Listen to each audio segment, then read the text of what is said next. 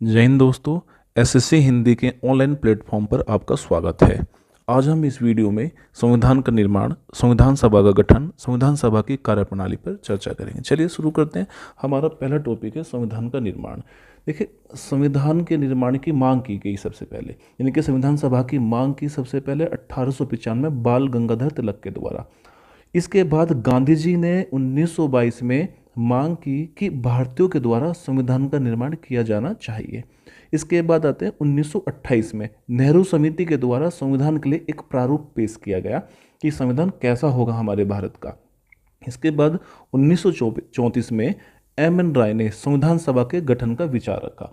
और ये M N राय जो थे वामपंथी आंदोलन के प्रखर नेता थे और आमूल परिवर्तनवादी प्रजातंत्र के प्रोकार थे। इसके बाद 1935 में क्या हुआ कि कांग्रेस पार्टी ने आधिकारिक रूप से पहली बार संविधान सभा की मांग की। नेक्स्ट है कि 1938 में जवाहरलाल नेहरू ने कांग्रेस के प्रतिनिधि के तौर पर संविधान सभा की मांग की, जो कि सार्वभौमिक वयस्क मताधिकार द्वारा निर्वाचित हो और इसमें कोई भी बाहरी हस्तक्षेप नहीं होना चाहिए। तो 1938 में कहा कि जवाहरलाल नेहरू ने कहा कि भैया देखो, हम अपना वो बनाएंगे संविधान, और इस संविधान जो बनेगा उस संविधान की जनता बनाएगी, और जब जनता बनाएगी तो हम नहीं चाहते कि इसमें कोई भी बाहरी हस्तक्षेप करे। अब उन पर डायरेक्टली ना कहकर उन्होंने इनडायरेक्टली बोला कि भैया बाहरी हस्तक्षेप का मतलब है कि यार ब्रिटिशर्स इसमें कोई इंटरफेयर नहीं करेंगे, हम क्या है खुद ही बनाएंगे अपना संविधान, और ये जो संविधान बनेगा वो जनता के द्वारा बनेगा और जनता के लिए बनेगा। ठीक है। इसके बाद जो है ना, हुआ क्या कि नेहरू की इस मांग को ब्रिटिश सरकार ने सैद्धांतिक रूप से स्वीकार कर लिया, और 1940 के अगस्त प्रस्ताव, जो अंग्रेजों के संविधान सभा की मांग को जब स्वीकार ले, इसके द्वारा अगस्त प्रस्ताव के द्वारा संविधान सभा ने मांग को स्वीकार ले, तो अगस्त प्रस्ताव के नाम से जाना जाता है इसी बात को। और इसके बाद क्या हुआ कि 1942 में ब्रिटिश सरकार ने के कैबिनेट मंत्री सर स्टैफोर्ड क्रिप्स ब्रिटिश मंत्रिमंडल के एक सदस्य एक स्वतंत्र संविधान के निर्माण के लिए ब्रिटिश सरकार के प्रारूप के साथ भारत आए। अब ये भारत आए, इन्होंने बात को रखा कि भाई आप यहाँ हम जो है आपने हम अपनी बातों को स्वीकार लिया है, जैसे तुम चाहते हो वैसा काम हो जाएगा। तो इस संविधान को द्वितीय विश्व युद्ध से पहले अपनाया जाना था, लेकिन क्रिप्स प्रस्ताव की जब मुस्लिम लीग ने इसका क्या कर दिया, बहिष्कार कर दिया। और जब मुस्लिम लीग ने इसका बहिष्कार किया कि कहा कि भाई हम तो इसको नहीं मानेंगे, तो मुस्लिम की मांग थी कि भारत को दो स्वायत्त हिस्सों में बांट दिया जाए, यानी कि टुकड़े चाहता था मुस्लिम लीग, जिसकी अपनी अपनी संविधान सभाएं हों और जो है अपने हिसाब से अपने संविधान का निर्माण करें। तो भारत में एक कैबिनेट मिशन को भेज दिया था, और इस मिशन ने जो क्या किया, दो संविधान को मांग को बिल्कुल ठुकरा दिया था कि भाई हम इस मांग को नहीं मानेंगे। लेकिन उसने एक संविधान सभा के निर्माण की एक ऐसी योजना रखी जिससे मुस्लिम लोग को कई हद तक जो है उसे संतुष्ट कर दिया था। चलिए, अब क्या किया गठन के लिए हमने, जब उसे संविधान का, तो 1946 में कैबिनेट मिशन की सिफारिशों के आधार पर संविधान सभा का निर्वाचन किया गया। अब इसमें जो संविधान जब निर्वाचन की मांग करी, तो इसमें कुल सदस्य संख्या आई 389, 389। अब 389 को हमने दो भागों में बांटा।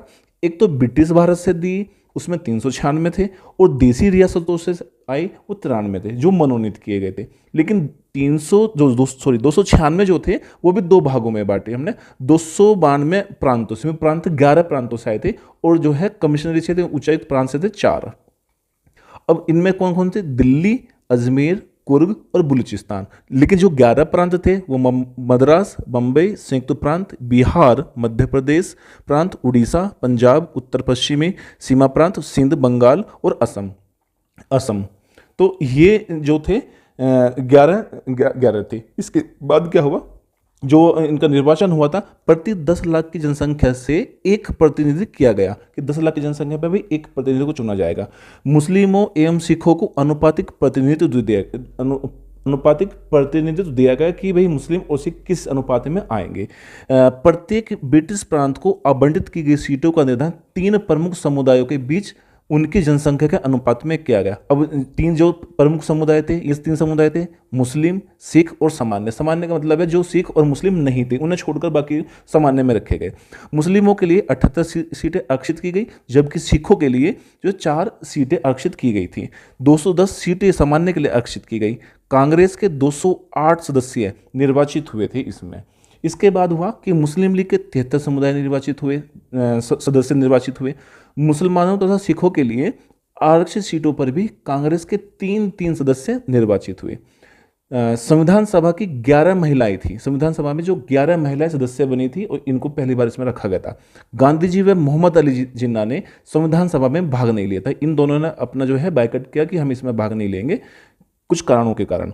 जयप्रकाश नारायण तथा तेज बहादुर सप्रू ने संविधान सभा से त्यागपत्र दे दिया था। इनका मानना था कि जो संविधान बन रहा है वो ठीक नहीं बन रहा, उस तरह से जनता के साथ धोखा हो रहा है, तो इसलिए उन्होंने त्यागपत्र दे दिया था। अब आते हैं संविधान सभा की कार्यप्रणाली। जो संविधान सभा की कार्यप्रणाली ये कैसे कैसे काम करेगी, कैसे कैसे हुआ। देखिए, संविधान बनने से पहले क्या हुआ, संविधान सभा का गठन किया गया था।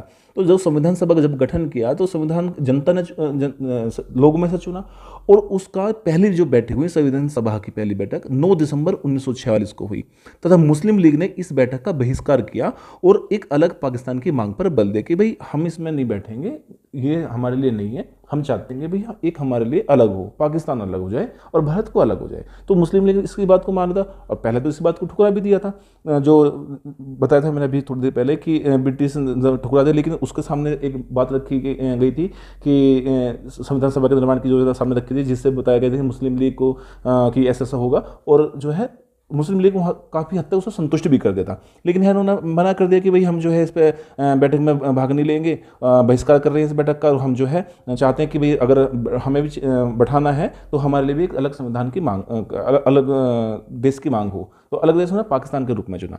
इस बैठक में केवल 211 सदस्यों ने हिस्सा लिया था।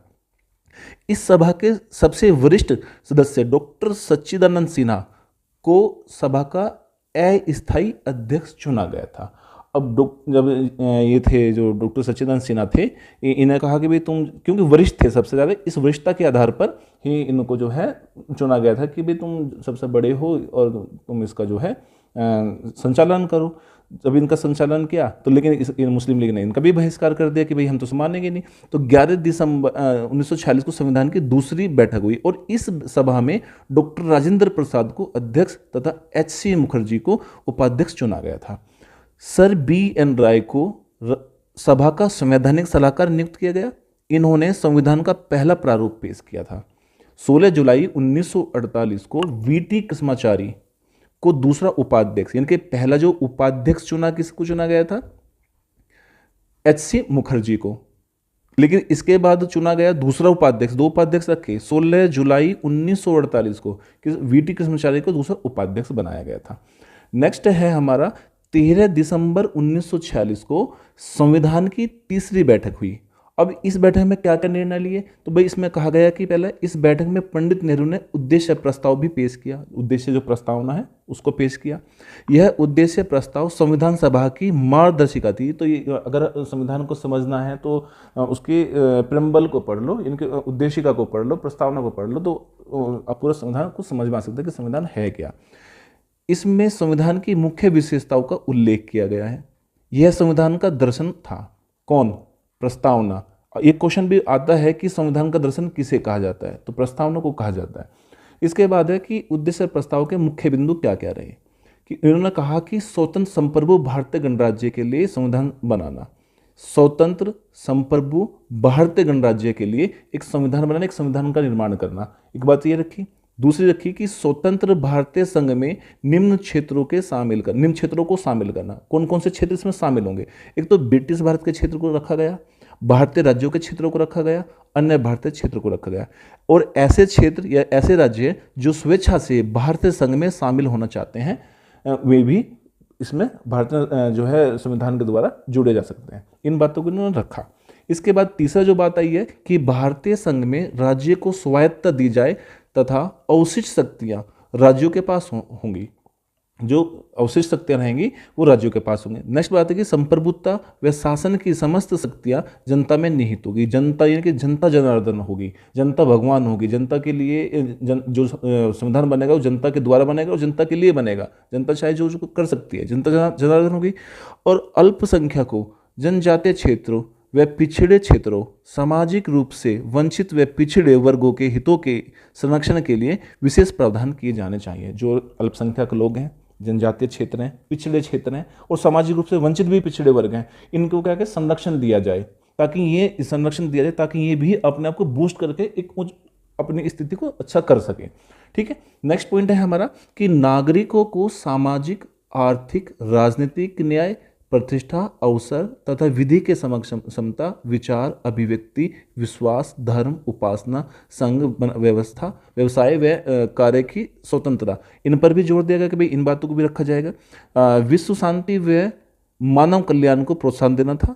स्वतंत्र भारत में जल, थल, नभ में पूर्ण स्वतंत्रता है, यानी कि स्वतंत्र भारत में क्या होगी, कोई व्यक्ति जल भी, थल, नभ इनमें पूर्ण स्वतंत्रता है। वो कहीं भी, तो देखो आकाश में कहीं भी घूम सकता है, कहीं भी जा सकता है, थल पे कहीं भी रह सकता है, कहीं भी घूम सकता है, और जल भी किसी भी नदी का वो जल ले सकता है, पी सकता है, उसमें कोई भेदभाव नहीं होगा उनके साथ में।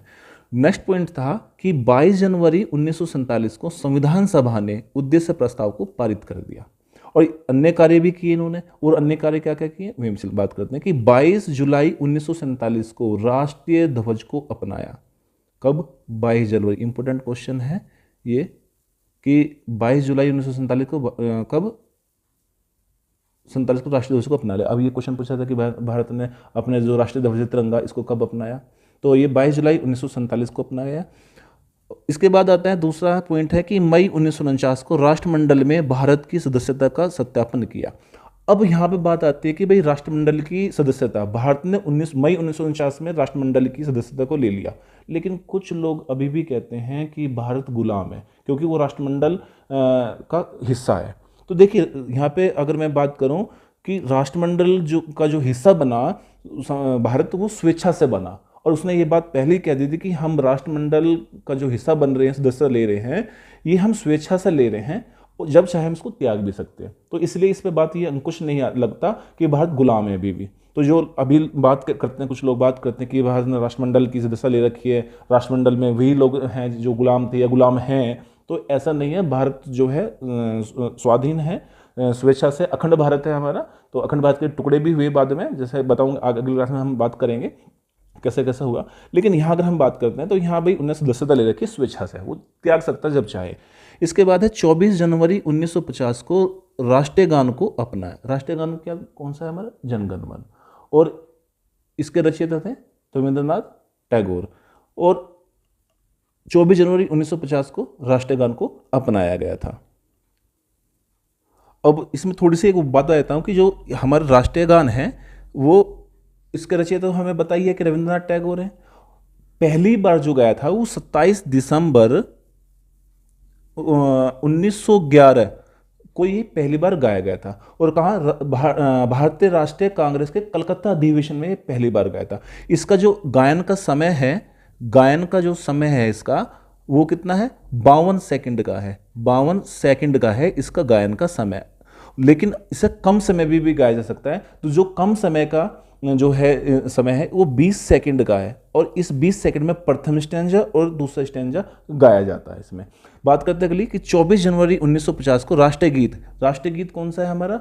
वंदे मातरम। ये आनंद मठ से लिया गया है, और बंकिम चंद्र चटर्जी ने ये जो है लिखा था, और इसको कब अपनाया गया? 1950 में। और 24 जनवरी 1950 में इस गीत को अपनाया गया। लेकिन पहली बार कब गाया गया? तो ये पहली बार जब गाया तो ये गाया था 1896 ईस्वी में, पहली बार इसको गाया गया था। ठीक है, नेक्स्ट चलते हैं। अब है 24 जनवरी 1950 को डॉक्टर राजेंद्र प्रसाद को भारत के पहले राष्ट्रपति के रूप में चुना गया था। नेक्स्ट है कि भारतीय संविधान 2 साल 11 माह 18 दिन में बनकर तैयार हुआ।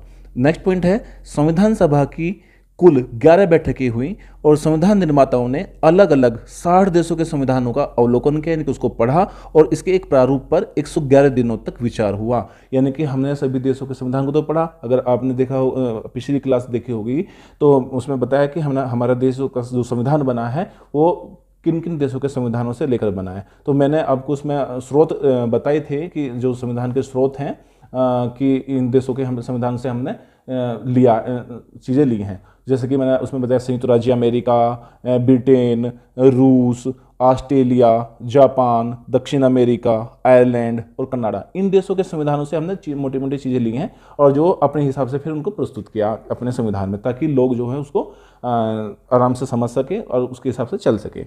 लेकिन क्या संविधान में इन चीज़ों को लिया, इन चीज़ों को हमने समाहित तो कर लिया, क्या समय के अनुसार फेरबदल हो सकता था? बिल्कुल हो सकता था। संविधान निर्माताओं को इस बात का पता था कि भाई संविधान में अगर आज हम रख लें ये चीज़ें आज के हिसाब से हैं, लेकिन भविष्य में कुछ चीज़ें और बदलनी भी पड़ेंगी, इसलिए संविधान में संशोधन की प्रक्रिया भी रखी उन्होंने।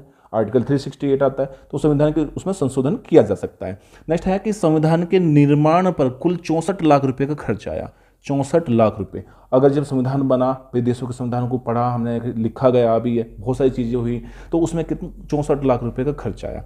26 नवंबर 1949 को संविधान सभा ने संविधान को अंतिम रूप से पारित किया। इसी दिन 284 सदस्यों ने संविधान पर हस्ताक्षर किए, और जब हस्ताक्षर किए तो इसी समय पर 15 अनुच्छेद 26 नवंबर को ही लागू कर दिए गए थे। नेक्स्ट है कि 24 जनवरी 1950 को संविधान सभा की अंतिम बैठक हुई। अब हम थोड़ी सी और बात कर लेते हैं इसमें कि जो भाई हमारे राष्ट्रीय दिवस हैं, त्यौहार हैं, तो जो 26 जनवरी है, 26 जनवरी ये क्या है हमारा? ये राष्ट्रीय दिवस या त्यौहार है। इसे हम गणतंत्र दिवस के रूप में जानते हैं, गणतंत्र दिवस। जो 15 अगस्त है हमारा, अभी आने वाला है 15 अगस्त, ये 15 अगस्त जो है स्वतंत्रता दिवस है। और जो तीसरा हमारा राष्ट्रीय त्यौहार है वो 2 अक्टूबर है। 2 अक्टूबर, इसे गांधी जयंती भी कहा जाता है। 2 अक्टूबर गांधी जयंती।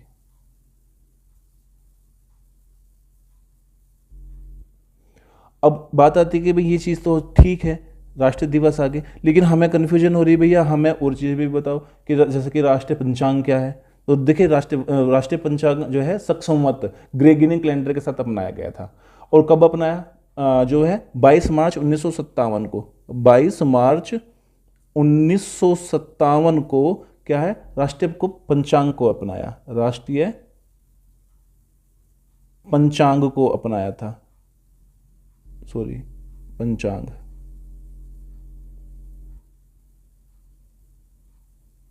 राष्ट्रीय पंचांग, और राष्ट्रीय पंचांग में क्या है? ग्रेगोरियन कैलेंडर के साथ अपनाया। कब अपनाया? 22 मार्च 1957 को अपनाया। इसका प्रथम महीना कौन था? प्रथम महीना कौन सा होता है? प्रथम माह। तो प्रथम माह इसका जो होता है चैत का होता है, चैत का होता है, और अंतिम माह फागुन का होता है। अंतिम माह होता है फागुन का, फागुन का महीना होता है अंतिम। ठीक है, आशा करता हूं आपको ये वीडियो पसंद आई होगी। मिलते हैं नेक्स्ट वीडियो के साथ। धन्यवाद। जय हिंद, जय भारत।